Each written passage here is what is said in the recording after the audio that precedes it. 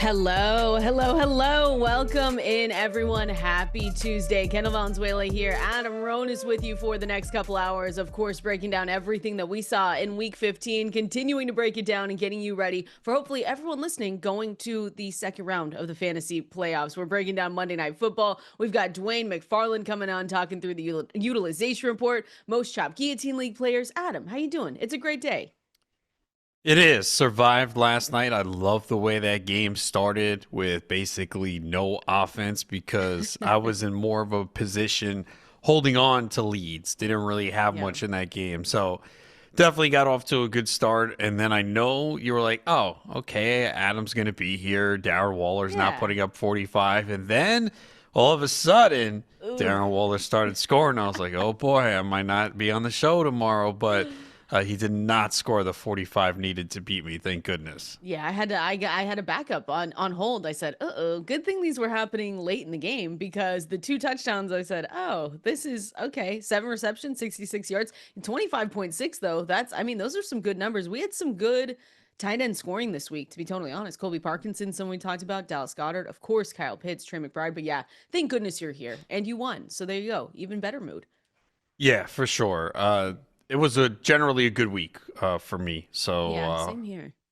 Yeah, now we need to keep it going in the semifinals. I know. Who are you taking on? This is our GST league. This is the one that Adam and I are in together. Yeah, Kendall and I are both in the semifinals. I don't know how my team made it because I've just been. Yeah, you've been talking them down. It's like you've underplayed it. You're like, this is it. No, come on. 10 weeks. You're like, look at my team and tell me that it's a good team. I don't know. At this point, I think you've gaslit everyone to believing that your team's bad, and now you're gonna go to if you win, I'm gonna be like, wow. I have no RB2 this week. I was rolling with Bam Knight, got a 0 from him, and still won. Whoever you put in there just randomly is going to go Isaiah off. Pacheco, yeah. All of a sudden, without Patrick Mahomes, Isaiah Pacheco is just going to go off. I mean, it is Tennessee, but they've been better against the run, though. Isaiah Pacheco was the lead. I mean, yeah. What did he do?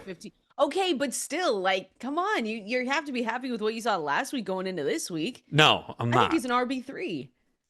I need an RB2, not an RB3. Okay, well, you don't get that, okay? You don't get that, but you can get an RB3. Yeah, it's going to be, and I have, my team, your team is looking good. It's all right. I don't want to say anything because I was hyping up my team with JSN and Jahmyr Gibbs. That's the only team that lost this weekend, so it's totally fine. Now I can root for JSN on Thursday with nothing in the back of my mind about him and my fantasy points. But let's talk about last night's game. Let's break it down here. So Aaron Rodgers helped Pittsburgh keep that AFC North lead. They won this game. I muted it at some point, Adam. I was like, okay, we don't need to be watching this. Saw Darren Waller 2 touchdowns. I said, okay, maybe I need to pay a little bit more attention. But Aaron Rodgers 2 touchdown passes, and then we're looking at Miami. It was a 28-15 win.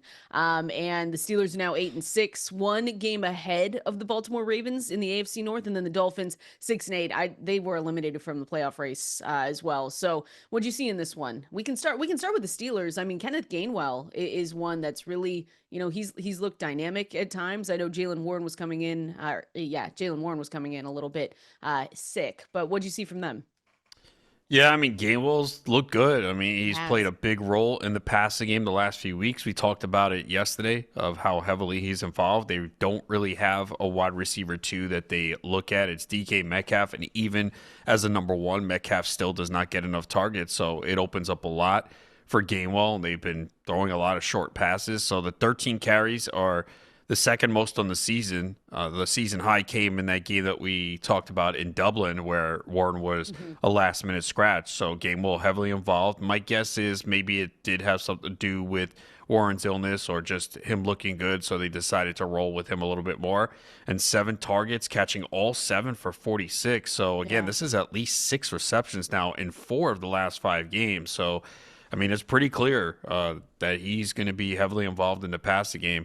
And is someone that you could use in fantasy in PPR leagues. Yeah, he's been one of their key pieces on offense, it feels like now that, and we've talked about how Aaron Rodgers operates and the trust that he has with his players. Once he starts trusting guys and having that chemistry, you don't usually see him go away from that. So you saw it last night. He has a nice feel for zone runs. He's got versatility. And yeah, the pass catching game for him is really what sets him apart here with the 46 yards, 7 receptions. He had 19.6 fantasy points. I'm looking at ESPN scoring. That's a great day. If you were down 15, 16, whatever it was, and you had Kenneth Gainwell going, you might have thought to yourself, he's not going to get there. But from the recent stretch, like you said, Adam, he has put up some pretty decent numbers, especially these past 2 weeks. He's gotten 16 plus fantasy points weeks 14 and 15. I had a down week against Buffalo, but even before then, 18.2, 29.5. So really the last 5 weeks, besides a 6.5 outing, like I said, in week 13, he's been pretty solid for you.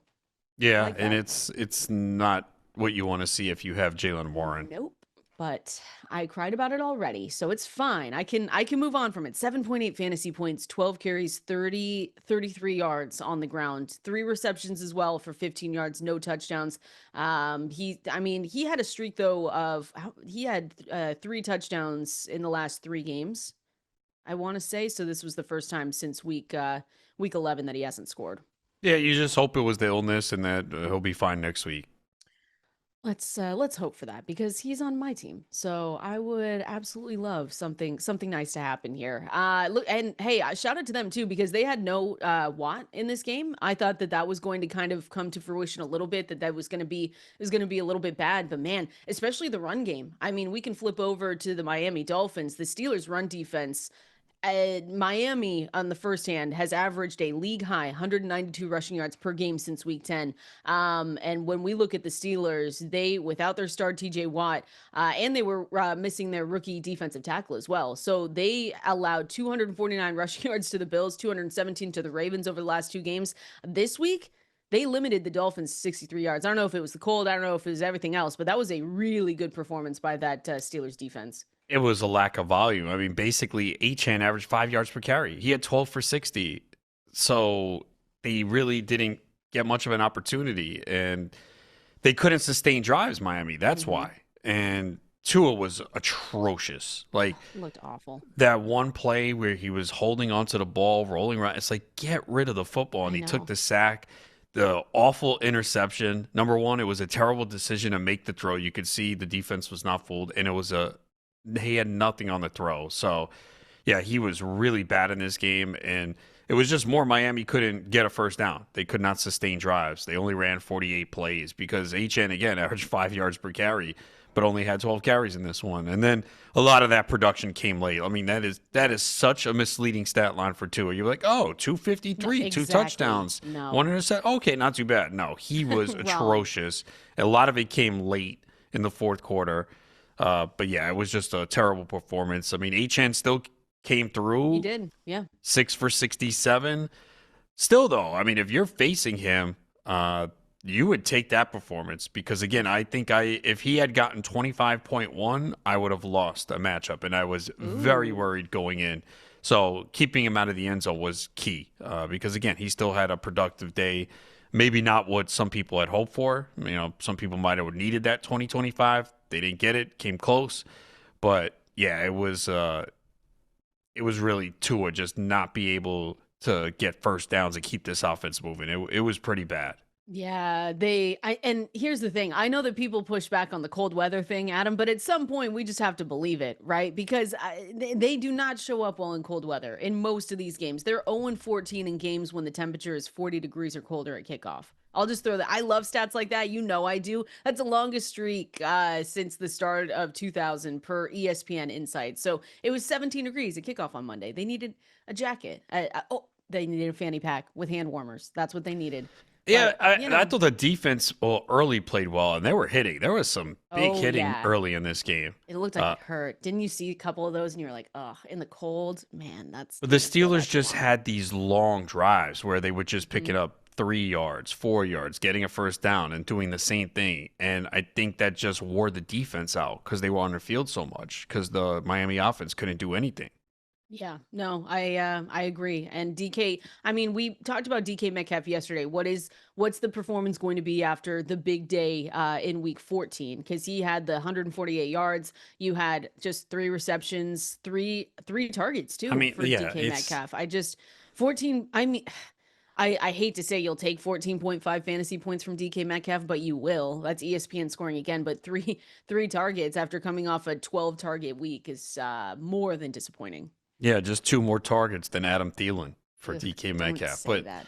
that's the only look. The touchdown saved his day Mhm. because, again, for a number one receiver that they paid a lot of money, it's just not enough targets. But they're first in the division. They've got 8 wins. They're going to think it's working. But for fantasy players, yeah, with Metcalf, you knew he was not going to come close Nope. to what he did last week when he had a season high 12 targets, the 148 yards. But at least he did get in the end zone. 8-6 Steelers. That's what we're sitting with, Adam. So they're going to keep winning these games. And yeah, like I said, they're one game ahead of the Baltimore Ravens right now for the AFC North. The playoff picture right now is so fun. I was talking with Adam Rank yesterday. I was on his podcast and we were talking through just what the playoffs could look like right now. And don't you think it's fun to have all these kind of random teams in there? I do. Yeah, it makes it interesting. Obviously, it's wide open right now in the NFL. Yeah. I don't think we've seen it like this in a long time. There's really no clear cut favorite at all. I mean, right now, the Rams are favored to win the Super Bowl, but, what's the status of Davante Adams? I mean, he should be back for the playoffs, but he could be out the regular Yeah. season with that hamstring injury. Where are And the Broncos at? They have to be second favorites for the Super Bowl, not right? when I checked yesterday, it was Really? actually Seattle. Oh, love that. That's from me. That's Let all me, me I'll calling look all my again, friends. but If the yeah, playoffs started, yeah, I mean, if the playoffs started today, you would have teams like the Houston Texans playing New England at New England. You would have Buffalo playing at Jacksonville, Los Angeles Chargers playing against Pittsburgh, and you'd have Green Bay playing against Chicago. All the other ones we kind of know, right? But Tampa Bay, Eagles, San Francisco, Seahawks, but a handful of those teams would be really fun to see in a playoff matchup. Yeah, and obviously they will change a lot over the next Oh few yeah. weeks. But yeah, so on DraftKings Sportsbook right now, Rams are plus 320. The Okay. Seahawks are plus 650.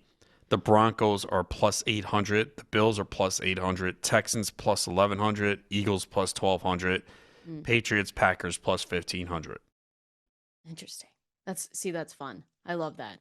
It is. Huge Thursday game, Adam.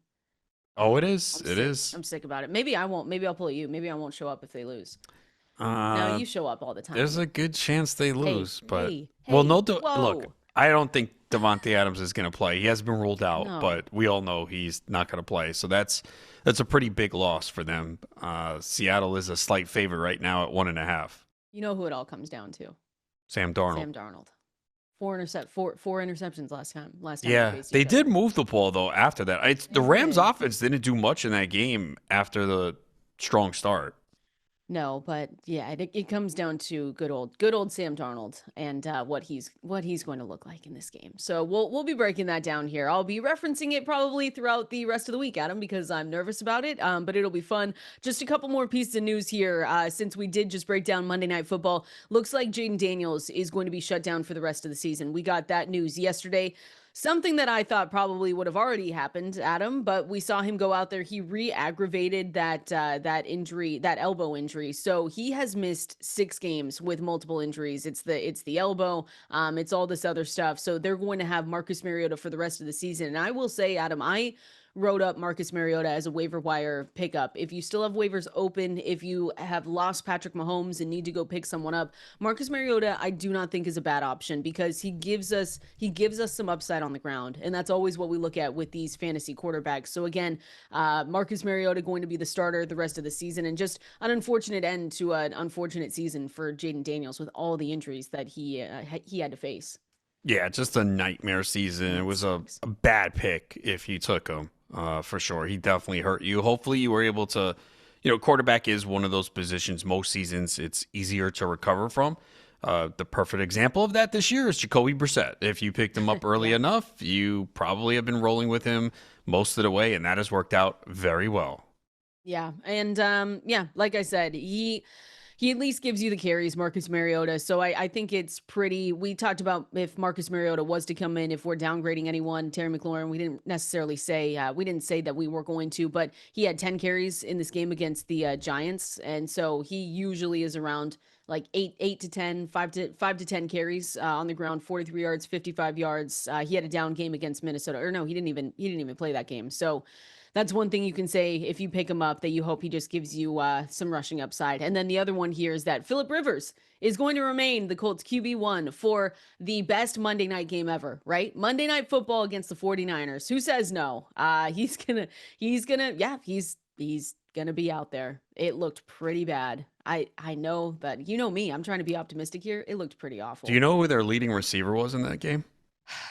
Well, I know who it wasn't. It wasn't Tyler Warren. Who was Amir Abdullah. Oh, Christ. Stop. Don't do this. That's all you need to know. I know who it wasn't. Everyone on my fantasy teams. Alec Pierce? No. You played him? No. I just saw on my bench. I was making sure. No, of course not. You have to keep downgrading him, right? It's just it's all short passes. I mean, 4.4 yards per pass attempt. Like you can't. I mean, Jonathan Taylor, look, we knew he was going to get volume, and he did. But it was 28 touches for 101 yards with no touchdowns. So, I mean, again, in the PPR, you got double digits, but we all knew that the ceiling is way lower. The scoring opportunities are not going to be as good, and it's just unfortunate. Taylor, for most of the year, was good, and he just finished the season poorly. I mean, even before Rivers took over, the offense was trending down a little bit, and Taylor was not putting up as many touchdowns. But now, yeah, if you have Taylor, you're rolling with him, and you're just hoping he can find the end zone. But as far as the receivers, Pierce is definitely one that's hurt a lot. Oh, for sure. And that one stung a little bit more because he could have been someone you picked up off the waiver wire even, and he was coming on this year. I mean, I don't remember a week that we didn't talk about him saying, "Hey, pick him up," because he was just he just had a really good role in that offense, and he had really good chemistry with Daniel Jones. Like they were really trusting each other. So it's disappointing. I did see too that Richardson has been cleared for physical activity. Yeah. I just don't know. I was trying to read everything that I could. It just for sure he's not going to be able to be out there this week. They've already named Phillip Rivers their starting quarterback this week, but it does open his 21-day return to play window. So I don't know. Maybe we see him, but it's not like if Anthony Richardson returned, we would say, oh, okay, upgrade the offense. It feels like they would just be, unfortunately, in the same spot. Yeah. I mean, again, Richardson can attempt downfield throws. Can he complete them is the question. I don't know. Maybe after this break, he can. What are they going to do with Anthony Richardson? When you talk about a player that you say, okay, he didn't play much in college, you have to keep developing him. I don't know what they're going to do. I don't know. It's a mess over there, unfortunately, for the Colts.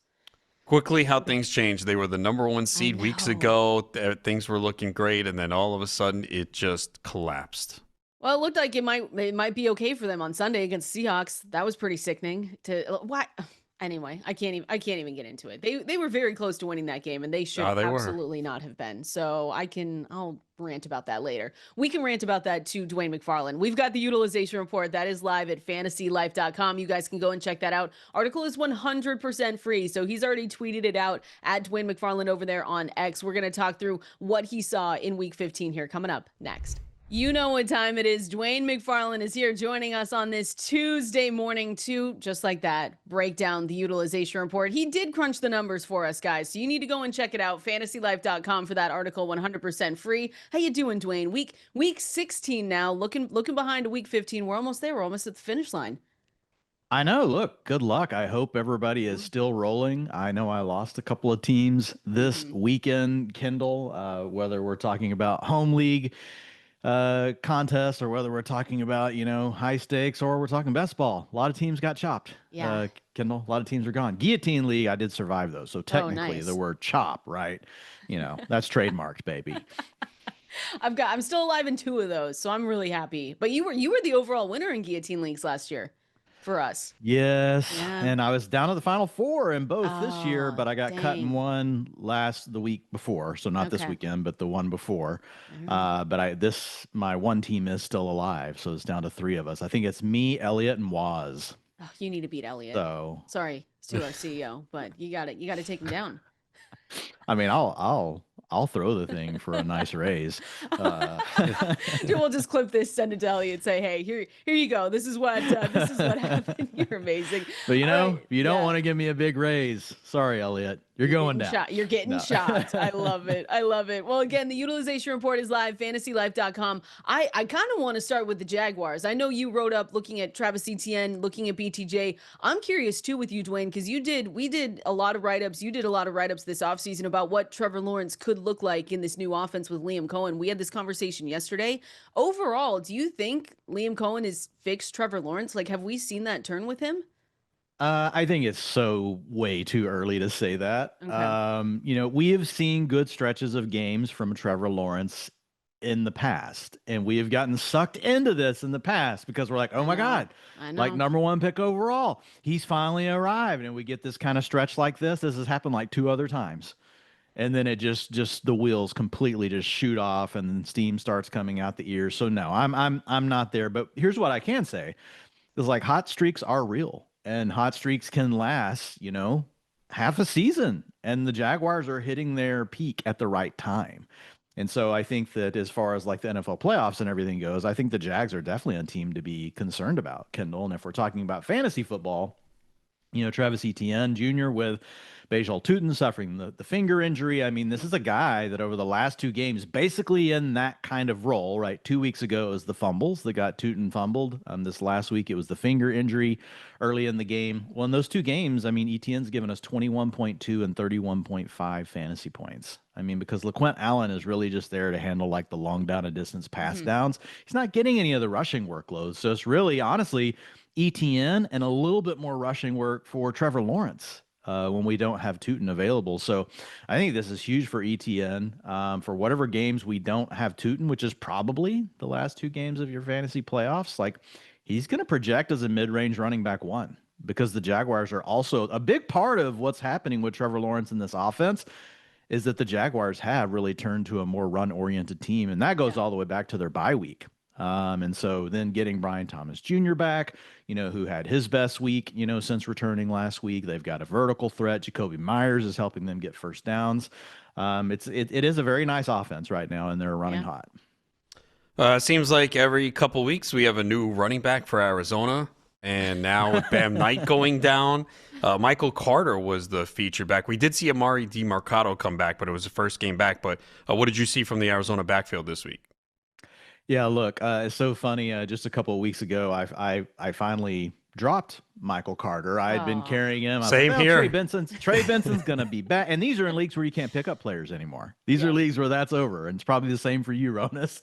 But what I will say about Mr. Michael Carter is like he's a versatile guy. Right. He really can do everything. I don't know if a lot of people probably won't remember him, but he actually went to the same school as Javonte Williams and they came out together, as prospects. And he was a guy that, just watching him on film and stuff, I was like, man, this guy's got a little something to him, too. He is the guy that really can work on early downs and on pass downs. They would prefer him to more just be the passing downs guy, Ronis. I was a little surprised. I don't know about you that Amari DiMercato was in such a small role last week, but maybe that was partially due to working back from the high ankle sprain. That was his first game back. But if we look at Carter last week, man, he completely monopolized the backfield. 79% of the snaps, 70% of the rushing attempts, 72% route participation rate, 11% target share, gave you 13.4 fantasy points. And it's just one of those things, where every year you guys can probably think back to last year. There are players that people will not remember were high fantasy scorers in the fantasy playoffs, and they play at running back because at running back, I don't want this to sound bad, but you don't have to be the most talented player. You just need volume to have a chance to do something. Last year, Amir Abdullah scored 18.9 fantasy points per game in the playoffs.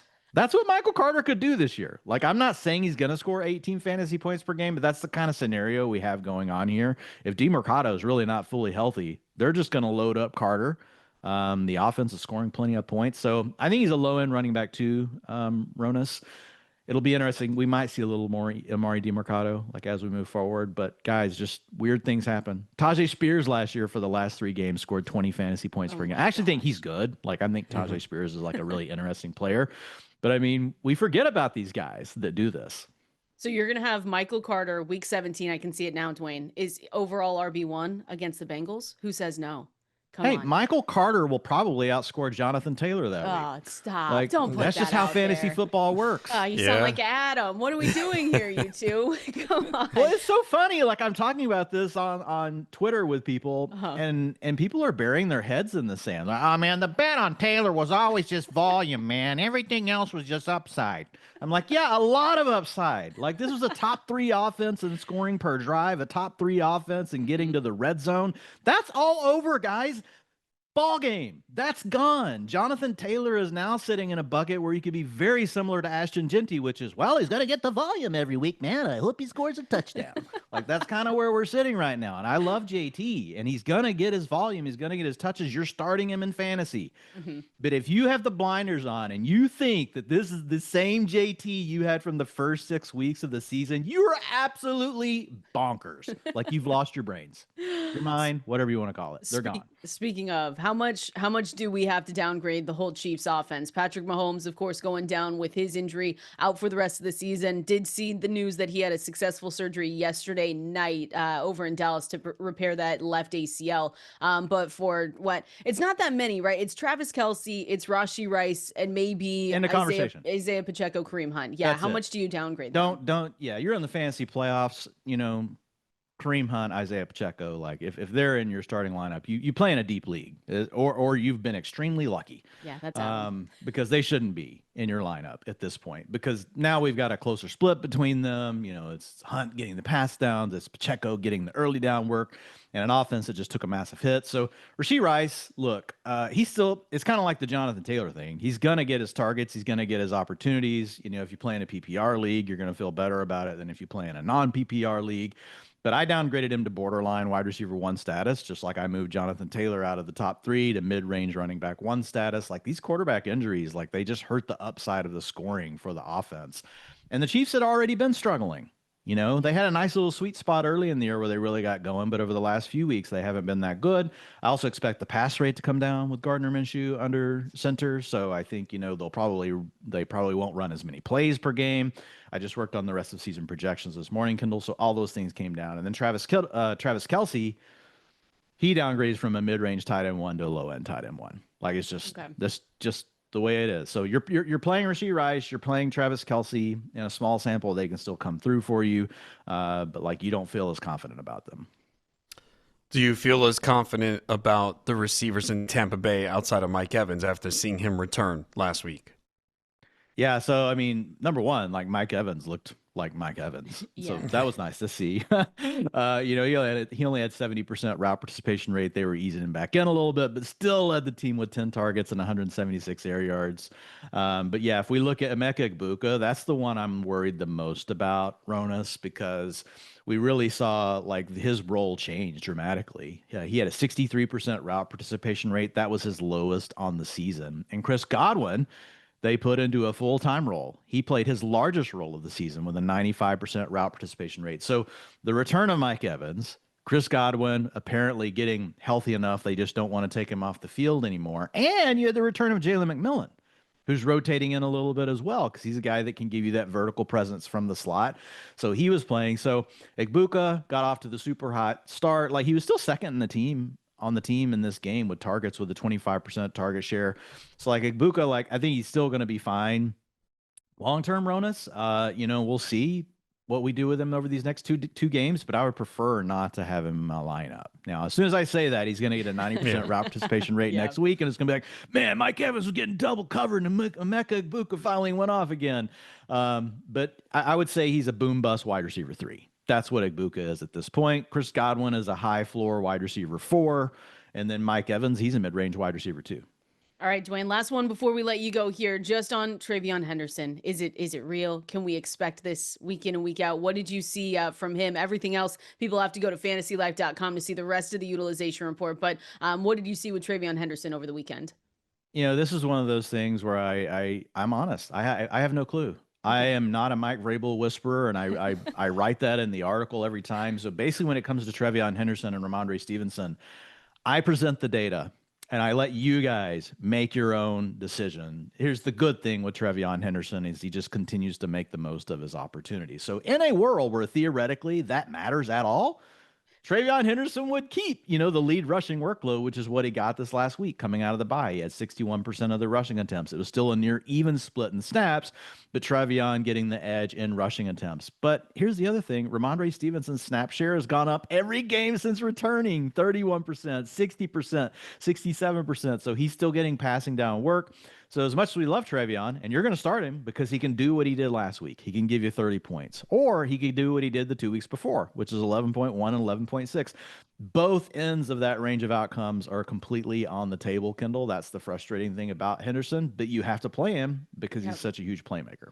Perfect. Just what we like, Dwayne. Uncertainty in the fantasy playoffs. Who doesn't love that? That's what makes this fun. If you don't like uncertainty, you should stop playing fantasy football. There we go. You should stop watching football. You should have nothing to do with football in your life if you don't like uncertainty. Incredible. Dwayne, we appreciate you so much. FantasyLife.com is where you can go and check out that utilization report. And everyone just remember, new DraftKings Pick 6 customers, you can play $5 plus on your first pick set, get $50 in bonus picks. That's right. All you need to do is play $5 plus on your first entry and you'll get $50 in bonus picks instantly. Don't miss your shot to ride the upside. Download DraftKings Pick 6, get in on all the action, and sign up using Dwayne's promo code FANTASYLIFE. Dwayne, we'll see you next Tuesday. Good luck this week. See you next Tuesday. Thank you, Kendall. Thank you, Ronis. Of course. At Dwain McFarland over there on Twitter. We are going to continue on going through waiver wire names to know. There's a few running backs that you could be looking at. We're going to do that here coming up next. Oh yeah, Fantasy Life right here. Going through waiver wire names to know if you have waivers that are still open. There are actually some pretty good guys that might be out there for you. And again,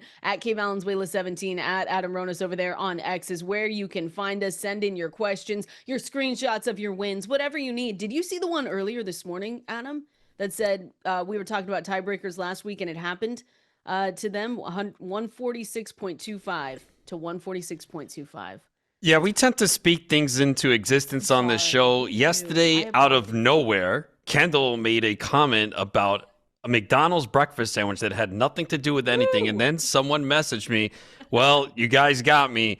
He had a picture of a McDonald's sandwich that he sent to me. So, yeah, we speak things on this show, and they just happen to go into existence. But, yeah, this tiebreaker one, we were talking about it last week because there's nothing in place for the leagues that I run if there's a tie. We were like, what do we do?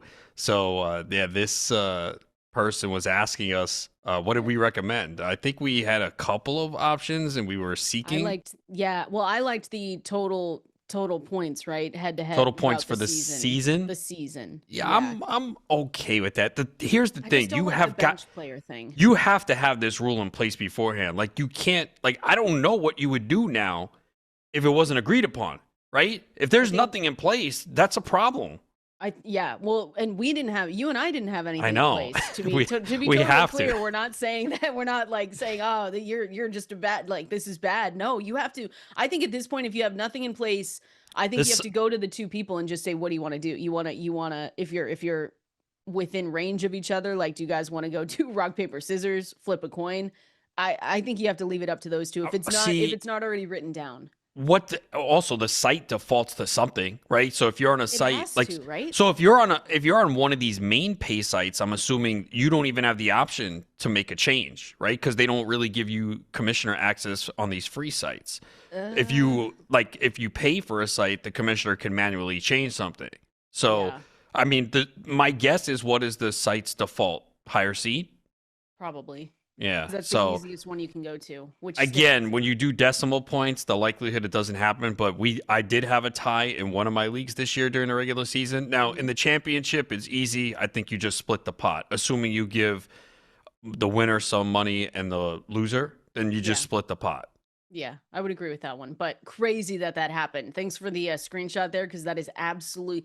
What are the odds? We have to stop saying that. Oh, that wouldn't happen. Like, hope for a stat correction. Right? Those are happening today. Like, so maybe that changes things, but absolutely nuts. At Valenzuela 17, at Adam Ronis over there on X to send in any screenshots of your wins, questions that you may have here. Waiver wire names to know. We just mentioned this with Dwain McFarland. There are a handful of running backs, Adam. I will say, like, if Michael Carter's out there floating around, which I think He might be available in more leagues than not. 5% rostered was what I saw yesterday on Yahoo. Their next opponents, when we're talking about Arizona, Atlanta this week, and then Cincinnati week 17. If you're a league that has week 18 playoffs, they play the Rams. But Bam Knight was carted off the field with that ankle injury. They said it's not a long-term injury, but Adam Schefter did say he is not going to play this weekend. So Michael Carter was the lead back. And yeah, he was able to finish 14 carries, 56 yards on the ground. Also got some receiving work in, 4 receptions, 38 yards. And considering it was the Texans, I think you were pretty happy if you had to flex him or whatever else, if you have him on your bench. So he is definitely the guy, probably at the top of my list this week to go and grab. Yeah, I think he's available in a lot of leagues. Dwain mentioned it. It's true that those that had him likely dropped him because, again, you were either looking at Benson coming back or you were seeing Bam Knight taking over as the lead option. So DeMarcado did come back but didn't play much. I don't know if that will change, but they seem to like Carter, and they don't seem to want to give DeMarcado a big role for whatever reason. So I do think Carter would be the guy to add for sure, and he would step into, I think he's going to probably have a similar role to last week. Maybe we see a little bit more DeMarcado in the passing game, but I would feel pretty good about Carter right now unless they tell us something differently. In deeper formats, and I know that if you're in a deeper format, your waivers might be closed already, but Jawhar Jordan, I think, is interesting. I think so. Woody Marks went down with an injury. I believe that the reports are that he could have come back, or it wasn't, it wasn't as bad as it may have seemed. They were handling Arizona on the other side of this game. So with Nick Chubb already out, though, I don't know, Adam. I bet you could bid $1, $2 on Jawhar Jordan. Just this is the time of year where I like to make sure I have other running backs on my roster that could maybe step up in bad situations. They play Las Vegas this week, and then they finish things out week 17 against the Chargers. Week 18 is against Indianapolis. So this is for a deeper league format. I think if you have someone that just hasn't been doing anything for you on your bench, that maybe you want an upside play, Jawhar Jordan could be that guy. Running back again for the Houston Texans. Yeah, we need more information on Woody Marks and Nick Chubb as well. I mean, maybe Nick Chubb is ready to come back. So it's a great matchup. They should be in control. I guess the one concern you have if Woody Marks does play this week, that he could be pulled early if they have a big lead because he is constantly getting banged up. It's annoying at this point. It's like every game he's in pain and he comes back, or in this situation he set out. Of course, in the best possible spot that he had this season, because we talked about it last week, how we liked him a lot, and he leaves the game early. And then most sites didn't even get credit for that crazy play where they ruled it a fumble recovery, and I saw a lot of sites did not give him credit. I'm sure there might have been some people that lost because of that. Yeah, I saw that, and I don't have him in many places, but I had league mates messaging around saying how I didn't get points for this, and I was like, well, there's nothing I can do about it. So it should have been a touchdown because I agree. In other situations like that, it is a touchdown. It's not like it was recovered in the end zone. He picked the ball up and ran with it. So I don't know. No, I don't disagree. I just think you're right. We need more information on Woody Marks with the ankle injury. We need more information on Nick Chubb. It was a rib injury for Nick Chubb. So no matter what, though, Jawhar Jordan, I think if you're a 10-team, 12-team league, you don't have to worry about it as much. But unless he's the starter, right? And we're not going to know probably. If you're for making a couple decisions days. Though between Jawhar Jordan and Michael Carter right now, it's Michael Carter every time. Because if you need someone to start immediately, Michael Carter might be the only one that you can pick up and start this week. Without any question. So I do think Jordan would be a borderline RB2 in my rankings, though, starting those for week 16. So he could be someone that maybe you go and look at. Quarterbacks. I want to talk through a couple quarterbacks here because I've seen some questions with Patrick Mahomes going down.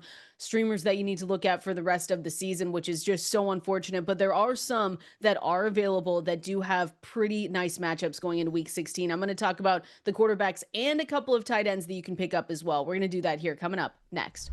Appreciate everyone hanging out with us right here. Kendall, Valenzuela, Adam Ronis with you on this Tuesday, getting you ready for all things week 16 across the NFL. Of course, still looking back on what we had from week 15. I see a tweet here. Oh, where did it go? Oh, yeah, from Mikey. He said, well, Kendall, for breakfast, I had Folgers coffee, a McDonald's breakfast sandwich, and a candy cane burrito. Cost me $40. Shout out to Mikey. Those are Well, if Kendall ever runs for president, making America healthy again, that's going to be the You just campaign have to have slogan. some fun in your life, Adam. That's what you need. You need some fun, happiness, candy. I have enough happiness, not from my professional sports teams, but for my fantasy and betting. That makes me happy. Look, I do like some bad foods for you, but come on, man. Like, oh, I went and got ice cream last night because it just sounded good. I hadn't had ice cream in a while. Candy cane ice cream. Oh, really? Candy cane ice cream? Come on, tis the season. Peanut butter and chocolate for me. Like, okay, for I knew me, it was gonna be like if that is in the house, it is gone. Like, I destroy it. Well, that's why I try not to have it a lot. That's what you did with the Halloween candy, right? Oh yeah. You said that is gone. I see Troy messaging in. You've got a question about Ladd McConkey. Oh man, Ladd McConkey. What are we doing with Ladd? That is, he said also, who do I tweet when listening to you live? Right, you tweet, you're doing it. We're talking to you right now, Troy. I appreciate you listening right now. Ladd McConkey is one. I've gotten a couple questions on him and what we do with him. Is it just a situation? There is good news for Ladd McConkey. Oh, have you seen who he's playing this week? Go ahead and tell him. The Dallas Cowboys. There we go. So revenge. If there's any week that McConkey can go off, I mean, really the problem has been Herbert and the offensive line and that hand too. I think that's been a factor. They've had two tough matchups though. They played Philly and Kansas City, so it gets better for him this week. So yeah, I would think McConkey has a good game this week. Who do they end with? So they end with the Cowboys, and the Texans. That's not good. That's a game that you don't want to start anybody there. Which is tough because if you have Omari and Hampton, maybe some running back injuries. I'm talking about myself. I've got a team in the FFWC with Vidal and Hampton. I have a home league team with those two. I've been playing Hampton the last 2 weeks. Look, Hampton, I know if you look at the snap count and everything, it's all in the favor of Vidal, and he's in there more on passing downs. I think they're concerned about Hampton's pass blocking, but Hampton's been getting the touches. He's had like 15 and 17, I believe, in the 2 games. Now, the first game he scored a touchdown. This week he didn't do much, but the lack of involvement in the passing game is what really hurts his floor because he's going to need to find the end zone. So they've really become a running team too. I mean, look, Hampton had 15 carries for 61 yards. Yeah, I think you just wanted to see him revert back to what we saw in the beginning of the year, right? With the receiving work, at least. Yeah. Because you had 6 receptions in the 3 games before he went down. And you were seeing 59 yards, 37, 26. So you were hoping he got back to that. But it feels like they might not. With Justin Herbert's injury, too, like you said, they might not go back.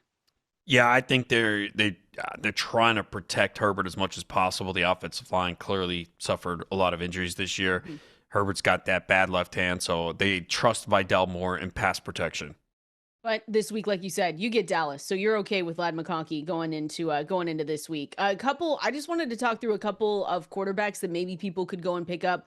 Let me say this. If you are in a league right now, because I didn't write them up because usually they're more rostered than not. If you've got Trevor Lawrence, CJ Stroud, Jacoby Brissett, don't listen to any other names that we're saying right now. You go pick up one of those 3 guys. I just don't write those up because when I look at them, they're over 40% rostered. They're over 60% rostered. But for whatever reason, sometimes weird things happen. If those 3 are floating around, you go and pick them up. We talked about Marcus Mariota for the Washington Commanders because he does run a little bit. I will say, Adam, and people probably don't like it, but I've written up Tyler Shough the last couple of weeks. And Tyler Shough has given you some decent fantasy outings. Like his floor is actually not that bad. And so I think he's going to be more available than any of the other guys that we're talking about here. But Tyler Shough gives you fantasy production. Like the past 3 weeks, 17.36, 21.26, 18.08. So it's kind of there for him. He plays the Jets as well. I know they fired a defensive coordinator. Maybe you get a spark from that. I don't think you're getting a spark from the Jets this year, though. So I really like him as a streamer as well. I think he's going to be the most available quarterback, too. Yeah, he's out there. He's definitely a good streamer, and he is actually my QB1 in a super flex league that has made the semifinals. That he has not been bad though. Is that the one with Bryce Young as your? Yeah, him, Shough, and Bryce Young. Those are the 2, and I got to the semifinals. Listen, I wrote up Bryce Young as well. He didn't have a great game last week, but no, he gets Tampa Bay this week. They give up the most fantasy points to quarterbacks, and seem to have going to a championship with Tyler Shough and What? Yeah. And Bryce Young is your super flex quarterbacks. So who you drafted? Burrow in round 1 and cut him because we had no IR and short benches, so I had to cut him and couldn't get him back. Damn, yeah, that sucks. Who's your? Well, I don't know. It might have been a good thing because if I had Burrow this week, I probably would have lost. Yeah, probably. Do you have a third quarterback on there? Or you just Shador Sanders. Oh, who I did start 2 weeks ago when he had his big game. I was like, at home against the Bears, no. That's probably because Bryce Young was on bye, right? Option? Actually, it was. I probably would have started him anyway. It was the Titans. Nice. Yeah, no, the Titans are one that we definitely go for here. So, again, my waiver wire article is live at fantasylife.com. Got a ton of more names on there. JJ McCarthy too at quarterback. Yeah, I did. Yeah, I mean, look at the Giants this week. Got the Giants. He looked pretty good against your Dallas Cowboys, or who Dallas doesn't? Cowboys made him look good, whichever one you want to go with. JJ McCarthy, also a great quarterback to pick up here. We're going to the water cooler. News and notes that you need to know. Also, send us your questions at Valenzuela17 at Adam Ronis over there on X, or call us in. We're going to the water cooler next. Oh, it's about that time. Time for the Fantasy Life Water Cooler. Kendall Valenzuela, Adam Ronis with you on this Tuesday, breaking down everything, all the news that you might have missed, all the injury reports as well, heading into week 16 of the not only of the playoffs, but of the NFL season. I can't believe, Adam, that it's gone this quickly and that we're already here. And Christmas, I think Christmas is in what, a week? A week from Thursday. It doesn't even feel like it to me, at least. I know. Have you gotten any snow over there? Maybe it'll. Yeah, we did on Saturday into Sunday. Okay, and you didn't feel Christmassy, holiday? No. Okay, festive. Well, I was too busy. Get some candy cane ice cream, peppermint ice cream. I'm not doing that. That sounds like a terrible flavor. What are you talking about? There's like 50 flavors I would take over that. 50, really? 50. Yes. All yes. Right, fine. All right. I'll believe like coconut. You. Oh, I love coconut. Oh, that's right. Dang it. I love coconut ice cream. That. I don't like coconut. So. Are you serious? Mm-hmm. Yeah. Oh, that's brutal. Just it's not a bad take by you. What's that candy? Oh, Almond Joy. Can't stand it. Love it. All right. Mounds, so now we know. Love it. Coconut, yeah. Coconut is the best. Anyway, 50 flavors, but better than candy peppermint ice cream, whatever he says. we're here in the water cooler. You guys know by now, but if you don't, we go through the news and notes that you need to know here, and we take as many questions as we can get to here. So the phone lines are open. 888-963-2682 is the phone number to call in, or you can press that new call-in button on the Sirius XM app. I also see the questions coming in at Valenzuela17 at Adam Ronis over there on X. If it starts sit questions, just remember that sometimes as the week progresses, those change. The rankings are going to change from what we have up right now to when games kick off starting on Thursday. And we have a couple games on Saturday too, right? 2 games on Saturday? Yeah, 2 games Saturday. Philly, Washington, Chicago, Green Bay. There we go. So it's a great week. We're here to take your questions. I see a ton of tight end questions too, so we'll get to those. Let's start things off with what we hit off the top of the show, just to make sure everyone knows. It looks like Jayden Daniels is going to be shut down for the rest of this season. So if he's been your quarterback, Adam, I would hope that people just kept a second quarterback on their bench, because Jayden Daniels has been so beat up this year. So Jayden Daniels not going to go for the rest of the year, and then Phillip Rivers is going to remain the Colts QB1 at least going into this weekend. So we talked about this with Dwain. You really, he even said Jonathan Taylor. You don't downgrade Jonathan Taylor. You're still playing JT, but you downgrade your expectations. You have to lower your expectations with this team with Phillip Rivers as the QB1, because it just, I mean, as much as Seattle wanted them to look good in that game, he did not look as great. That's probably what we expected though. So those are the 2 big quarterback updates there. Yeah, he can't throw anything deep. No. It was all short, 4.4 yards per pass attempt. So basically behind the line of scrimmage, a little bit in front of the line of scrimmage, there was really nothing deep for sure. So it just sinks the receivers, which we knew going in. Hopefully a lot of you guys did not play them. Again, with Taylor, the volume's going to be there. He can get you double-digit points in a PPR, but it's not going to be what you were getting from Taylor. Those 3 touchdown games are a distant memory. Yeah. And even Tyler Warren, like, people were like, oh, I think Tyler Warren will be fine. He wasn't. He wasn't. So I don't want to start any of them. I know they're facing a defense not as good this week at San Francisco. So, but still, I can't. I'm with you. I'm with you. At this point, I want to go for someone who I think can get me more fan. Like that's what you said, Adam, because I asked you last week. I said, do sometimes you go for the upside play? You say, oh, I'm an underdog in this one. I want to try and get a better player out there. But against Seattle, Tyler Warren had 4.9. Against Jacksonville, it was 3.7. They do play San Francisco. They are at home in this one. But I see a question here from Micah. I have Tyler Warren at tight end. How do you feel about Parkinson or Waller to replace him? And I think Colby Parkinson should be a potential there to stream. I don't know if you want to go as far as saying you want to start him ahead of him, but there's a chance with Colby Parkinson, with what we've seen from him and with Davante Adams. I just don't think it's a crazy thing to say he's not going to be out there on Thursday. It's not confirmed. I think I would play Colby Parkinson ahead of Tyler Warren this week. Oh, I would. There's no question. I don't think Adams is going to play. I mean, it's a hamstring. He's an older guy, and they need him for the playoffs. So they'll rule him out maybe today, tomorrow, but he's not playing. Go ahead. I would play Parkinson over him. We've seen that Parkinson's become more involved in the offense, even with Adams there. Stafford's comfortable with him, looks at him in the red zone, and Seattle struggles against tight ends. So, and even Darren Waller's in a good spot this week because he goes up against the Bengals. Yep. I think I would do, I know I would do, Colby Parkinson first. And then I saw a couple on Dalton Schultz as well, as someone to pick up. Listen, if Schultz is available, right? He's also a guy that you could stream if you've been someone that's been stuck with Tyler Warren. I say stuck with, isn't that crazy how times change? That you're now stuck with Tyler Warren for the rest of the season. But for Houston, they do play Las Vegas this week. So I did see people asking about where we're going to have Dalton Schultz ranked. He's going to be pretty up there. I've got him right now as tight end 10, actually, in my rankings. Yeah, I guess the only concern with him is if that game is a blowout, like to the start. Like we saw Philadelphia sat their starters in the fourth quarter. So that's the only risk. But can't worry about that. You hope that on the path to get there, they put up like 30 points and Schultz could be a contributor along the way. I have Schultz ranked ahead of Tyler Warren this week as well. Look, it's not good for Tyler Warren. It's not. That's the bottom line. I mean, you would have thought, oh, okay, well, Rivers is going to throw short, look at his tight end, but it didn't happen. And this offense is really limited with Rivers at quarterback. So, yeah, I think there's several tight ends you can go with over Warren this week.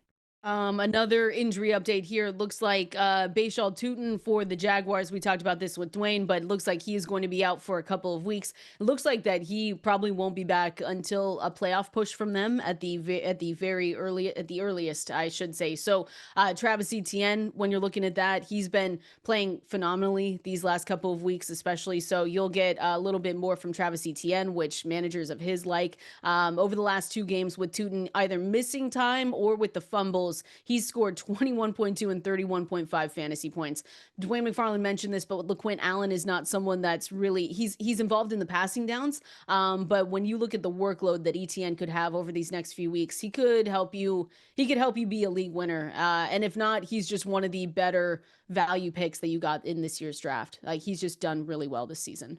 Yeah. And I think one of the lessons from this year, at least for me, is those veteran running backs that people don't want that are starters, especially when you're getting them around 8, 9, 10, you take them. I mean, Javonte Williams is another example. And I was on Travis Etienne. I was off Javonte Williams.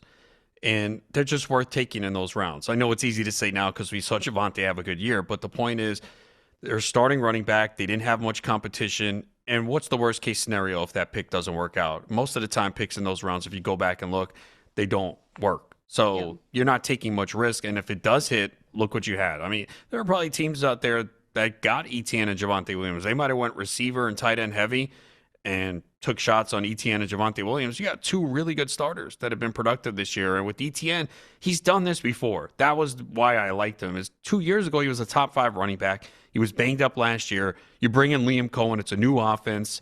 And at least to me, I thought he was the guy to begin with. I know there was Tank Bigsby there before he got traded, and Tuten and LaQuint Allen, and everyone was just trying to phase ETN out, forgetting what he did 2 years ago.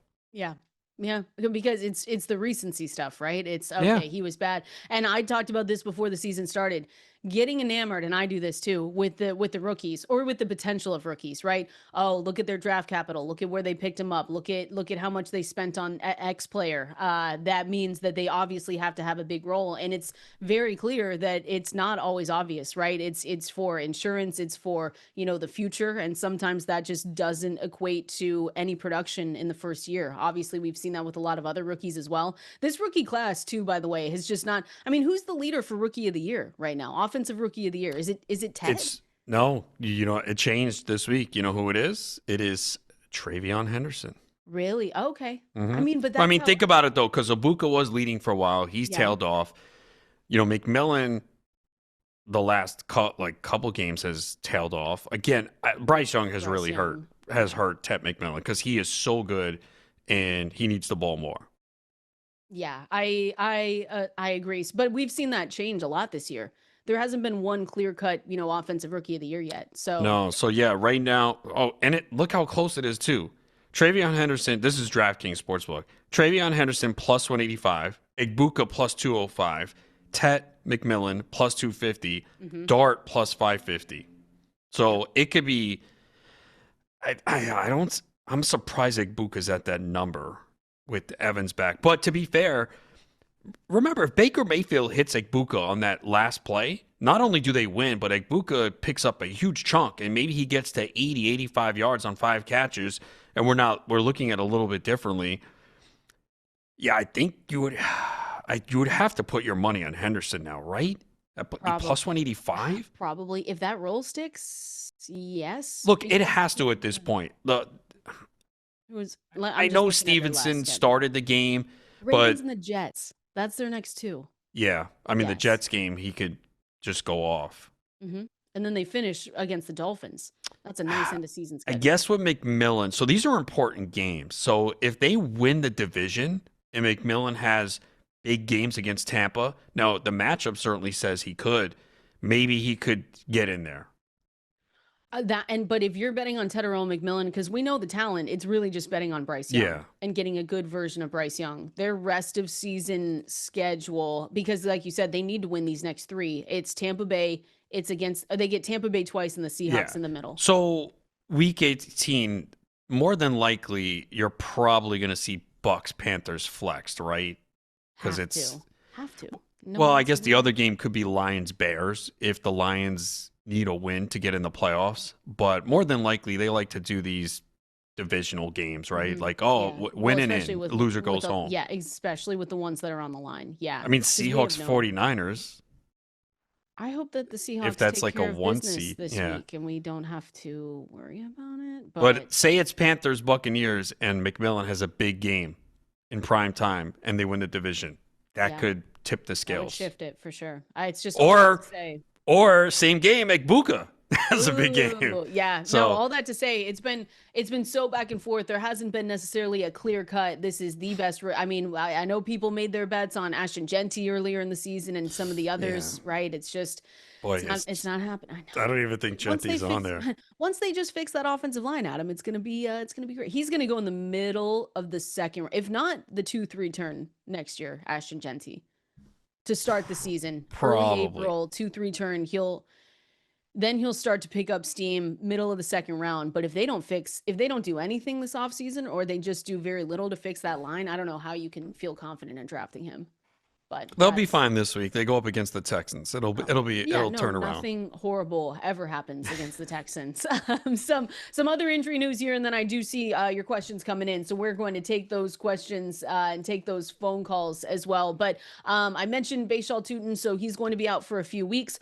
Rome Odunze. So the Bears are weighing shutting Rome Odunze down to help his recovery. So he's been sidelined for multiple injuries. It was the foot injury though that forced him to miss the last 2 games. That was a brutal one too. If people were, set their lineups at him and they were out doing something. And then all of a sudden he got injured. It was like 10 minutes. It was like 5 minutes before the game. I felt so bad. I tried to tweet it out and I didn't have him in any lineups, but some people might have been really screwed from that. So Rome Odunze dealing with the recurring foot injury since late October. They might look to shut him down. That's what the reports are saying until maybe a playoff run from them. But that would open things up. We saw DJ Moore with the 2-touchdown game. That crazy touchdown from Caleb Williams was absolutely insane. And then Luther Burden, who did go down with an injury, but I want to believe, Adam, that maybe he'll be good to go this week. I mentioned him in the Waiver Wire article as well. So that could open things up for those two, Colston Loveland, Cole Kmet as well.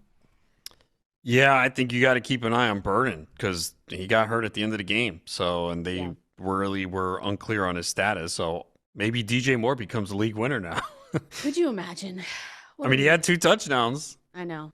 That one, though, from Caleb Williams on the side where you were that was such a stupid throw. I was saying, oh no, please don't. He got and then lucky. All of a sudden I said, oh, okay. But yeah, that was and he said, oh yeah, I'm going to make that throw again, or I can always do that or something. Like, come on, that was such a bad decision. I cannot believe that was not picked. I enjoyed it though, to see DJ Moore in the end zone. But that was about all. Real quick, I got a little trivia for you. I would not get this right either. Then I'm definitely not going to get it. Someone said that RJ Harvey should be in the conversation for Rookie of the Year. He's at plus 3,500. Yeah. How many total touchdowns do you think RJ Harvey has this season? And I have him too. So I would say, this number is going to be wrong. 7? Yes. 10. Wow. Yeah. 6 rushing, 4 receiving. I don't think he's done enough. He's not. He only has 110 carries, 37 receptions. It's not 3.8 yards per carry. So 10 touchdowns? Yeah. 10 total touchdowns. He's got 4 over the last 3 games. Look at us. We're right on the same page. Yeah. PFFs. It's just the efficiency. He doesn't look great while doing it, right? Yeah, I thought we would see way more explosive runs. Like I thought he'd be TreVeyon Henderson. Yeah, I thought he could break some runs like that. And his longest rush this year was actually 50 yards in week 1 and then 40 against Dallas. Oh, I can run for 40 yards on Dallas on one play. And then since then, he hasn't had a run longer than 15 yards. Brutal. Yeah, I want to say yes, but I think he hasn't. I'm with you. He's plus 3,500. He's not going to get it. He's not there, but I understand saying that maybe he's in the conversation. Let's go to the phone lines now. Again, the phone number to call in 888-963-2682. Let's go out to John in Ohio. John, what do you got for us? Hi, I've got as my starting quarterback, I've got Dak, but I also got Herbert on the bench, and then I see where Stroud is on the waiver wire, and I didn't know what I ought to do there. Okay, so picking up, you're going to keep Prescott for sure, right, Adam? That's something we don't have to talk about. But Stroud, as a streamer, right? I've got him right at QB 14 this week going up against Las Vegas. They do have a nice end of season schedule, whereas we just talked about Justin Herbert not having the best. Would you... I guess it's dropping Herbert for Stroud. That's all it is. Yeah, I'm fine with that. I mean, again, I know Herbert's got a good matchup against Dallas this week, but I think that left hand is a problem. I almost might want to wait, right? What if he has a big game, you drop Herbert, someone picks him up, and he has a big game this weekend against Dallas? Well, hold on. Let me see. Who did the Chargers play? You said the Texans though in the next week, right? Texans the next week. So you can drop Herbert. If you're not going to start Herbert this week, cut him. You don't have to play any of them, and you just roll with Dak. But yeah, I think Stroud for Herbert, understandably because of the hand injury and the schedule coming up, I would do that too. Let's go to another one here. Dave in Atlanta. Dave, what do you got for us? Hey guys, just a roster management question. So I'm one of those people that have Pickens and Jefferson. Yeah. And 2 weeks prior to this, I sat Jefferson both games for Michael Wilson, and it actually helped me to win those games. And I won this past week. But moving forward, everybody said last week, don't play Jefferson. He'll go off against Dallas, and Michael Wilson will get shut down against. Yep. Houston. And moving forward, I'd just be interested if you guys ever had a time where you went against the rankings and just went with your gut and it paid off or didn't pay off or I can start Wilson and And I have St. Brown, and I also have Jameson Williams. So I thought maybe going with those two as well. But look, it's going to be crunch time now. You're starting Wilson over Jefferson at this point. I mean, I think it's pretty clear, especially if Marvin Harrison is out. And look, like you said, Jefferson, that was a game that he should have put up numbers, and he did not. Now, he had a touchdown go through his hands. It wasn't the easiest catch, but I think he should get it. But that connection with McCarthy is just not there. And there were other points in the game McCarthy missed Jefferson. And for some reason, Jalen Nailor, he can get the ball to. So Jalen Nailor has more PPR points than Justin Jefferson since McCarthy's return in week 9. I think Nailor had more points in PPR this past week than Jefferson has had, the last 5 or 6? He had didn't Nailor have 2 touchdowns and 100 yards? So at some point, there's only so many handful of times that we can say Justin Jefferson in this matchup, in this matchup, in this matchup can go off. He hasn't done it in either, those 3 big games that we said this is it, or else we have to. And I think the question was from Greg too, from Dave, was how much do you trust your gut? Right now, I've got Justin Jefferson as my wide receiver 27 for week 16. That means you're playing probably all 3. Jameson Williams. Oh, yeah, Michael easy. Wilson for sure ahead of him. You are. No question. Look, it's at this point, it's all name with Justin Jefferson. And I did think he could have a good game against Dallas, and he didn't. So he gets another good matchup against the Giants, but we got to stop, right? It's not happening. We at some point, and that's the tough part, right? Cover up the name, look at the stats, and if it was anyone else, would we have even been talking about starting him this long? But I understand it. It's Justin Jefferson. I do the same thing. That's why he stayed inside my top 30, even in the rankings. And at some point, you might think that he would be outside of it, but wide receiver 26 for me. So we get it, Dave. Good luck this week, but you at least have good bench wide receivers there that you can play ahead of him. I got one more here that I want to hit on from Maria, because I see this one saying, what do you think about picking up Schultz or Parkinson this week and benching and or dropping Travis Kelce? Because we talked about Travis Kelce, Rashee Rice, how we have to downgrade them just because we don't have Patrick Mahomes anymore. I've got Travis Kelce right now. It's a good matchup. Still my tight end 9, but I still think at least both of those guys are definitely in the conversation. More so Colby Parkinson, right, than anyone else.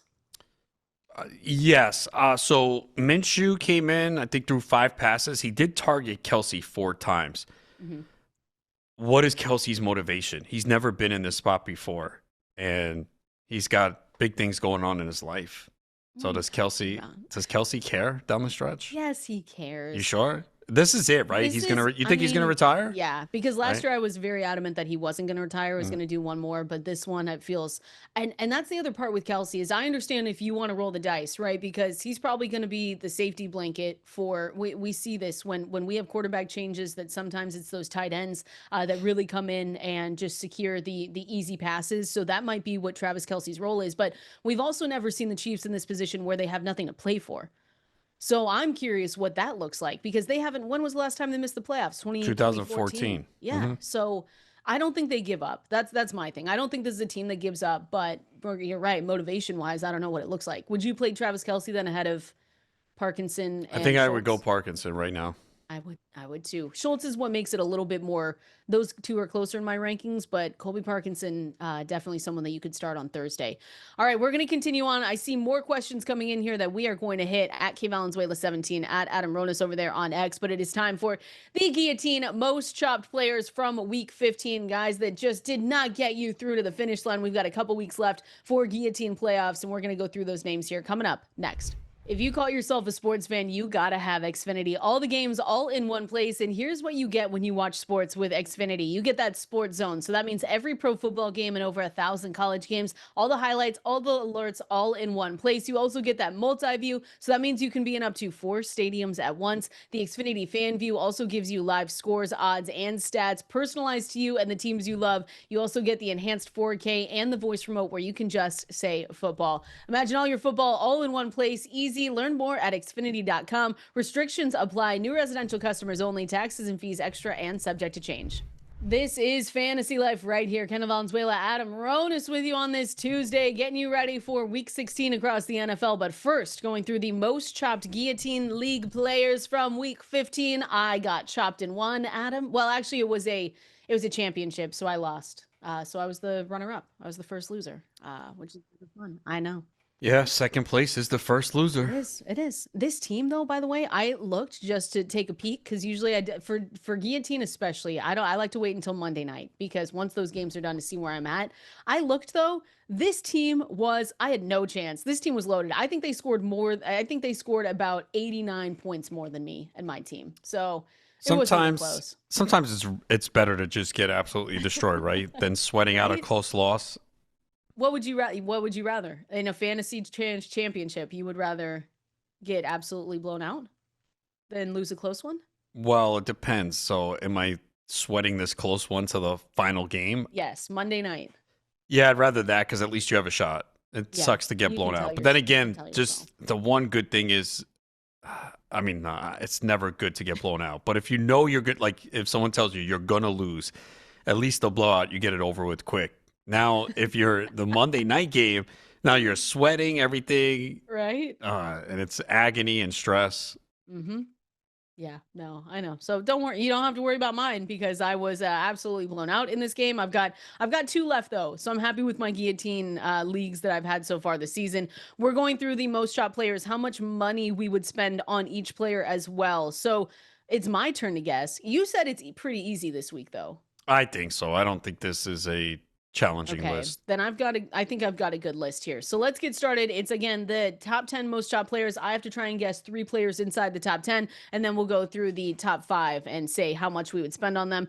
I'm actually going to go to one last night, and I think people played Jalen Waddle and getting 4.6 fantasy points. I still think he's a wide receiver, 2 in maybe some leagues that they say, hey, picked him up. It's against Pittsburgh, even though it's cold. They looked good. Please tell me yes. Number 8 on the list. Oh, thank goodness. All right. So yes, ring that bell. Are we doing players that maybe got no, Patrick Mahomes, I think, did just enough. Let me go with Rashee Rice, though. Rashee Rice, I feel like didn't do enough. Is he on this list? Number 9. Ooh, I was nervous about that one because 12 fantasy points sometimes might get you there, right? Yeah, I probably would not have had him on my list if I was putting it together because, that seems like a decent enough number. Oh, you know what? Let me say the guy that has just lost me sleep this whole week, Jahmyr Gibbs. Jahmyr Gibbs has to be on this list. Number 1. Oh, yeah. Look at that. 36.08%. 36%? Well, I was one of them, so I completely understand that. Okay, was A.J. Brown on this list? Number 5. Ooh, okay. All right. Told you it was easy. Yeah, it is. It is actually pretty. Oh, the one that I was thinking about injury, Davante Adams. Would you have counted that if I said Davante? Yeah, because it was the 4th quarter. Yeah. So, he is on the list. He okay. Number 7. That sucks. That's the worst. Someone that has been getting you some solid fantasy. He's still got 11, though. All right. Anyone else of note on this list that I didn't say? Number 2 was Brock Bowers. Okay, that makes Number sense. 3, George Pickens. Number 4, Derrick Henry. Okay. Number 6, Bucky Irving. Ooh. And number 10 was RJ Harvey. Oh, really? RJ Harvey? Yes. I would have never. He wasn't even close to my list. Would you have had him on your list? I didn't think people were starting RJ Harvey. Probably. Against Green Bay? I could see. I mean, the crazy part is he had a touchdown. How was he on the list? I kind of forgot that. He had 10 and a half fantasy points. Yeah, no target. 1 target, no receptions. What the hell happened there?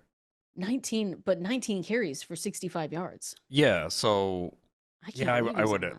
Yeah, 12 and a half in a PPR. That wasn't enough. That put him number 10 on the list. That's kind of weird. Interesting. All right, you want to go through top 5? How much we would spend on each guy? Yeah. Might not have a lot of money left, but that's okay. So it's you said AJ Brown for number 5, right? Yes. I would not spend a lot like on zero. AJ Brown. Look, at this point, it's either you're spending something or you're not, right?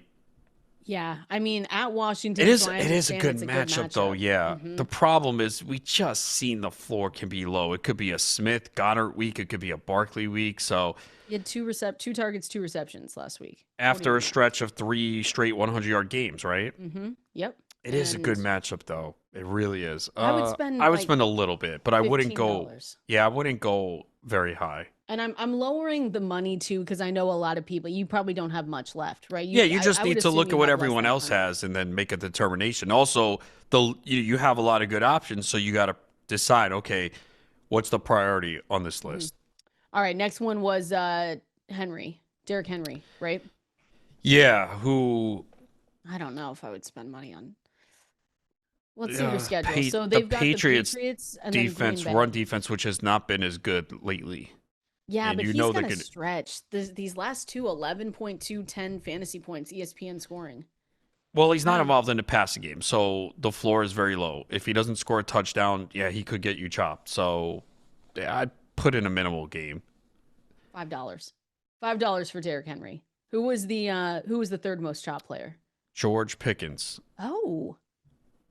I don't know what's I don't know happened what to this happens. guy. So I was thinking, and this is just me thinking out loud, but do you think that was you didn't try last week, so we're going to take you out of this game plan kind of thing that we saw this last week? That's what I was thinking. Nah, It's he more had because of his 6 effort? targets. Yeah, I don't know. No. It's just crazy because he's been He so wasn't good, involved. and dominant for a stretch, and now it's 2 weeks in a row where 37 and 33 yards. So He didn't. I mean, he had one catch for 10 yards through 3 quarters. I think that was by design, personally. But I would not spend a lot. I don't even know if I'd bid on him, to be honest with you. Yeah, and that's fine at this point. That's kind of what you have to do. I'm just a little bit nervous. So they take on the Chargers. They have a nice matchup week 17 against Washington. So maybe that's where they ramp him back up. I don't know. He's playing for money, so he might want to show up these last 3 weeks. That would be nice. Brock Bowers, maybe 0. Yeah, I'm not I was just spending going to say anything. that might be another player where I just say nothing. It's not his fault, but like this offense and now going against the Texans. I mean, he had 6 for 28 this past week, but yeah, no thanks. And then they play Houston this week and then the Giants, which maybe he's back on the list because that's also a huge game. That is a battle for the number 1 pick. As of right now. Wow, that's crazy. So we'll have to see. And then Jahmyr Gibbs, I'd probably. Well, it's every other week, right? So this week he has to go off. This is the week. Yeah, this is the week. I'd spend the rest of what I have on Jahmyr Gibbs. So would I. Look, yeah. I understand. We have seen more down games from Gibbs than we expected, right? There's been some low floor games. This is a massive game at home against the Steelers. And I don't care that they only allow, 60 rushing yards. HN averaged 5 yards per carry. So, I am going to spend on Gibbs because Gibbs could have a 30-point week. Mm-hmm. Yeah, so, I'm spending on the Gibbs. Rest of it. Every other week, look at this. Since their bye, their bye was week 8. So week 9, 5.8. Then he had 38.2, 19.6, 55, 11.6, 37, 9.8. So this is the big week. He gets 30 plus this week against Pittsburgh. Who says no? Of the top 10 on this list, he is by far the best player to spend on. It's not even close. Yeah, not even close, especially with Adams banged up. And Rice losing Mahomes, Bucky Irving losing carries inside the 10 to Sean Tucker. So, yeah, it's not even close. Gibbs is clearly on this list the one that can give you that 25, 30-point week and win you a title. Who's the next one you would spend the most money on? Is it Bucky? No, it wouldn't. Well, I don't know. I think it would be. I don't think it's any of the receivers. It would be. Would it be AJ Brown? Because again, AJ Brown can go off. So if they win on Saturday, they clinch the division. Mm-hmm. Yeah. It's not Bowers. It's not Henry. No, Bucky hasn't done much. Bucky is not. He's 8. Losing carries inside the 10. That is a major problem. Yeah. It's Davante's hurt. Waddle doesn't have enough of a ceiling. Rice lost Mahomes. Would it be RJ Harvey? No, I don't think so. Touchdowns? I mean, they get Jacksonville, so it's a tough matchup. They have a lot to play for. But yeah, this is actually, it's not as an appealing list as you would think. No, it's really not. That's why you just go all in for Jahmyr Gibbs and you don't have to worry about it going forward. So that was the most chopped guillotine league players. FantasyLife.com. If you're still in your guillotine leagues, you can go over there. We've got the rankings updated heading into week 16. So make sure you make really good, smart, sound decisions on the waiver wire this week and today. We're going to keep going. I've got some more winners and losers that I want to talk about. I'm worried about the Seahawks. Seahawks. I'll say it, Adam. I'm a little bit worried about the Seahawks. I want to talk about this offense, our expectations. Maybe I've seen a couple questions with Kenneth Walker going into this game on Thursday. The Patriots and what we saw from Drake May as well. Want to break that down and more here coming up next. Vibes are immaculate, right, Adam? Playing one of your favorite artists, Sabrina Carpenter, right now. Don't give me that look. You know who that is. Oh, yeah. No, I didn't know this was her. Oh, okay. Sure. I didn't. I know some of her other stuff from you. It's not like I listen. No. All right. Whatever you want to say. Kendall Valenzuela. You went to a concert. I did. It was actually a really good concert. It was really fun. She sounded exactly like she did on her she's on her albums. Great singer. So Sometimes terrible? you show up. How dare you? First of all, apologize. No. How dare you? The vibes are immaculate, Adam. We love Sabrina on this show. It's one of your favorite big artists. fans. Yes, I know you are. You asked for a ticket to go to the concert. I just didn't have Well, yeah, I thought you would cover me being a generous co-host with the salary that you make, and I would have come, but you didn't. Right. Yeah, no. Maybe next time if she's on tour. Okay, perfect. I mean, I've never been to Cali, so I need to come out there. I know, which is insane because think about your walks and it's not freezing. That is true. And one of the most appealing parts, playing softball year round. Oh yeah, you would have no problem. All the rec leagues that we have around here. Yeah, I've got a field right by my house. They're always playing out there. I'm jealous. Like, I have to wait till April now. It's going to be 70 degrees today. Yeah, it's going to be like -7 here. Oh, sorry. No, not -7, but it was cold. It's cold. It's like, wait a second, -7. That's when you start turning the heat on, right? No, not with you. No. An update here. It looks like, so just be careful. Davante Adams has not been ruled out for Thursday. Not saying that there's a chance, but you're just going to see that update on the injury reports today and the practice reports that he's technically out there. Sean McVay says that Davante Adams felt it with his hamstring on Sunday. They won't rule him out for Thursday. Be careful. Yeah, he's not going to play. I think we all know that. Anyone with Davante Adams is prepared to be without him. Have a backup option ready to go, which just stinks for I've got a lot of Davante Adams in those high stakes leagues, and there's just nothing I can do. I also have T. Higgins. I don't know. I just really don't know right now, Adam, if hopefully he's able to get through that concussion protocol. That the team said that they're not shutting Joe Burrow down as well. So that was the other thing that I didn't mention in the water cooler. But Joe Burrow is not going to be shut down, kind of the opposite of what we've been talking about with Jayden Daniels. So you'll still have Burrow. I saw some questions on Drake London. Still don't know about him. It's early in the week, so once we start getting those practice reports on Wednesday, we'll know more. But those are really big players that you're kind of just waiting on. T. Higgins, Drake London. Really hoping London returns this week, but they did say there's a chance. They obviously have nothing to play for, but I think if a player is healthy and he's missed enough time, that maybe he does return, and it would be a good matchup here against Arizona. So, crossing the fingers that Drake London does return this week.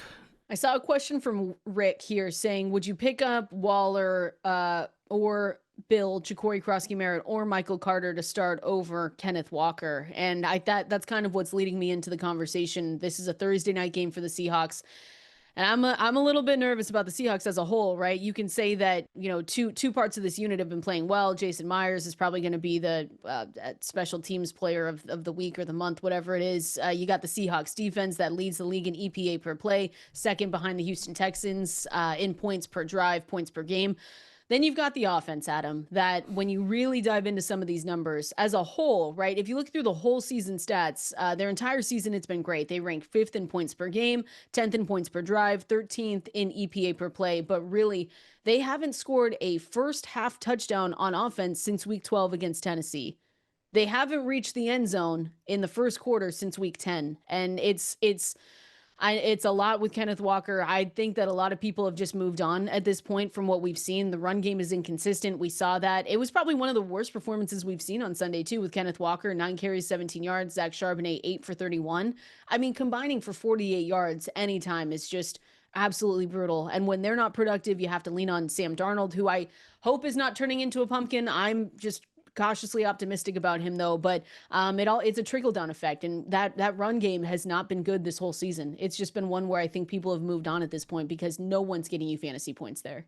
Yeah, they have moved on, and it's the right move. You just cannot play. I mean, we're talking the semifinals here. We've seen this way too long. It did look like for a period that Walker might have been taking over the backfield, but it's just not good enough for fantasy. They cut into each other. Charbonnet's getting the touchdowns, and the offense has tailed off. So, yeah, I just think you stay away from that Seahawks backfield. Look, if Kenneth Walker has a big game on your bench, who cares? Like, how much more do you need to see? Like, we have a large sample here of 15 games. It's just not happening. I mean, look at what Walker's done the last few weeks. He hasn't had a 100-yard game since week 2.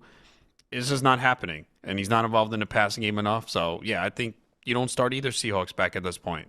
Yeah, I would pick up Michael Carter because he feels like the one that would, if you need a starter immediately, he would be the one that gets the most volume if we're talking about running backs. I know Ja'Cory Krosky-Merritt, I picked him up right before that game started, and I was happy about it, but we might see Chris Rodriguez back again, Adam. If you want to play the waiting game and not pick him up, then I understand. But Chris Rodriguez was a game time decision, if I remember correctly, when he was announced as inactive. So when guys go that late, right, as a question mark, and they say, well, it's a game time decision, that makes me believe that he was closer to playing than not. He just wasn't able to do it. So we'll see if he's able to come back this week. Chris Rodriguez did have good, or Ja'Cory Krosky-Merritt, I should say, had good work this week with Chris Rodriguez out. 13.6 fantasy points, had 62% of the rushing attempts. Didn't see the field, though, in the passing game. 19% route participation rate there, but still someone I think you can pick up.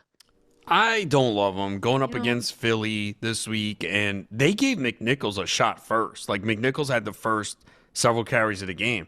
So I wonder if he had performed well, would they have stuck with him? And then they turned over to Krosky-Merritt. So it's just a lot of reasons. Just not involved in a passing game. Rodriguez could return. So he'd be lower on the priority list for me. I've got more takeaways from this weekend. Speaking of JJ McCarthy, who we mentioned is someone that you can pick up if you're looking at waivers. We've got the final waiver wire names to know that you should check out fantasylife.com. That's where my article is, 100% free. So we're going to go through those final names, final takeaways also from week 15 coming up here next. You are listening to Fantasy Life right here. Hopefully everyone's having a great start to their Tuesday, getting you ready for week 16 and that waiver wire run, if those are still open for you. JJ McCarthy, we mentioned just briefly in passing at him, but JJ McCarthy, also another quarterback that while, the beginning of the year, you're like, what is this really going to turn into with McCarthy? Yes, he also just played the Dallas Cowboys, who make a lot of people, no offense, who make a lot of people look good. But JJ McCarthy was able to do it, right? 23 fantasy points in this game, completed 15 of 24 passes, 250 yards, 2 touchdowns, 1 interception.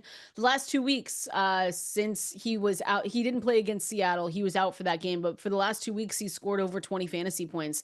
Solid matchups, right? Washington and Dallas, but he gets another solid matchup against the Giants at New York for this one. And then they finish off week 17 against Detroit. But this is another week where, while he's not throwing to Justin Jefferson, he's throwing at other places, and it has been working these past 2 weeks.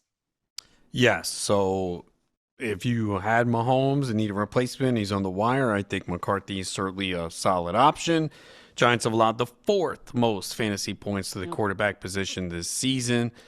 So, yes, I do think this is a good spot for McCarthy, who's played well the last 2 weeks. And obviously they want to see what he can do the rest of the way. They'll give him opportunities. And maybe Justin Jefferson will actually have more than 30 yards. That's possible. Probably not, though, right? You can't start Justin Jefferson. At some point, we have to just stop, this is the hardest part about fantasy football. It's trying to separate name and talent with just overall production that you've gotten recently. And recently, or really for the whole, most of the year, half the year, I'll say, it's just been bad. He hasn't gotten over 12 fantasy points since week 11. And even he's gotten under 10 since then as well. It's just been horrible. 2 receptions. It's just... Yeah, and I wonder how many teams are still alive with Jefferson. I'm sure there's a handful, but probably, but with him on their bench, probably is how they got him there. Yeah, look you again. know what to do. He's someone that has to be lower in the ranks. You know what to do with him, and it's probably, unfortunately, someone that you sit. Other waiver wire names that you need to know. We got a ton of questions today on Colby Parkinson. I do think that he could be a solid pickup for the Rams, just because of Davante Adams. Don't let them throw you off they're trying to throw us off here, saying maybe Davante Adams, he's not going to be ruled out for this Thursday game. But no matter what, Colby Parkinson is a tight end streamer that you should pick up. Only 4% rostered, and he's honestly a good streamer for the rest of the season. It's not not just this week. So he's got Seattle and then Arizona. And so you can really look at those two games and say, all right, if I've been dealing with whatever, Chigakonkwo, if I've got injuries, if I've got Tyler Warren, he's someone that really rises up the rankings this week. And they've allowed the 6th most, 8th most fantasy points per game to tight ends, respectively. That's between the Seahawks, and the Arizona Cardinals. So definitely a tight end you can go and get. Yeah, he's become a bigger part of the offense, even without the Adams injury. Of course, the Adams injury opens up more opportunities, especially near the goal line. Parkinson has 6 touchdowns in the last 6 games. He's got 17 targets over the last 3 games and has run more than 70% of the routes 2 straight weeks. So he's already become a bigger piece of the offense, and now they need him even more with Adams expected to be out and Parkinson going against his former team, which he did score a touchdown against them in that first matchup. Only 2 for 14 in that game. But remember, the Rams didn't have the ball in that game at all. Seahawks were pretty dominant in that one. Seahawks ran 79 plays in that game. The Rams only ran 50. They only had the ball for 22 minutes. Yep. So great name to know there. And another one, we didn't mention this at the top, but Audric Estimate, deeper formats especially, because Devin Neal, who's played really well recently, he's given us 11.7 PPR fantasy points per game over the past month, but he went down with a hamstring injury. So unsure if he's going to play this week, and that sets one Audric Estimate up. Again, this is more deeper formats if you're in a really tough spot, if the injury bug is caught up to you and your team, not someone that if you're in those 10-team, 12-team leagues that I think you're running to go and get, but definitely someone that could have top 20 upside, especially against the Jets. Yeah, we did see Evan Hull involved, but Estime had a little bit more. He's the more explosive option. He had 6 touches for 50 yards, and they're going up against the Jets. So, yeah, Devin Neal will keep an eye on that hamstring because he could be out this week. You're not believing in the turnaround of the Jets? They fired their defensive coordinator. Yeah, I'm sure that'll solve everything. It's going to be great. Maybe not. It's fine. Waiver Wire names to know. FantasyLife.com. That's where you can go and check out my article, all our other articles as well. Utilization report is there, 100% free. Sign up for that newsletter as well. Appreciate everyone hanging out with us on this Tuesday. Have a great rest of your day, and we'll be back same time here tomorrow.